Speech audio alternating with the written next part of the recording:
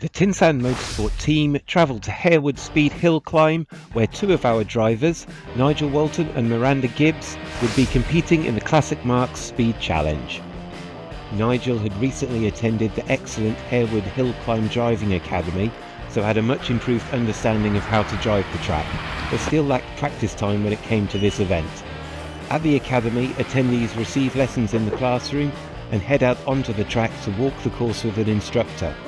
Students go out for multiple practice laps, with instructors both alongside and watching from the top of the hill, before a chance to review replays on the big screen in the classroom afterwards. Massive improvement from this morning, I think you know that yourself. Miranda Gibbs, competing once again in one of our Mark IV Mazda MX-5s, was only able to compete on the Saturday this weekend, so we'll jump on board with her first to see how things went.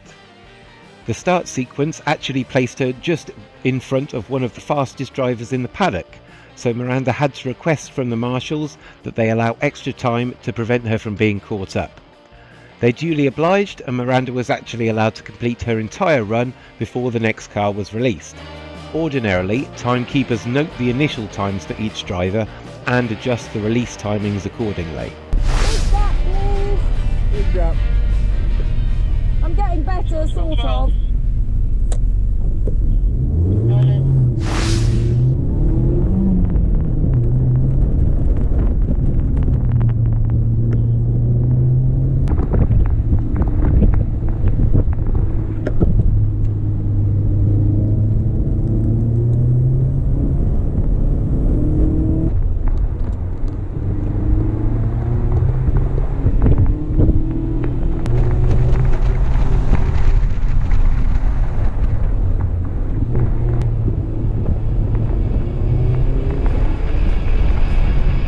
At this event, the Classic Marks cars were sharing the paddock with the Morgan Sports Car Club, Austin Healey Cars, Pre-War Bentley Drivers Club and the Vintage Sports Car Club.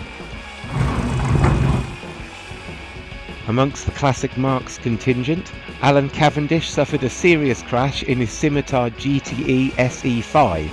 Despite coming off the track at high speed, he was able to avoid any head-on collisions with the fence posts and the trees, and finally came to a stop in the adjacent woodland. Alan himself was incredibly fortunate to escape without injury. The car was not so lucky, but plans are already in motion for the rebuild. And now back to the racing. We will see how Nigel got on. Things didn't get off to a brilliant start, as our second MX-5 was handling badly in the first practice, but Nigel quickly realised that it was because the tyre pressures had been changed for a recent auto test event on grass. With these corrected, things started to improve, and Nigel was eventually able to beat his previous personal best.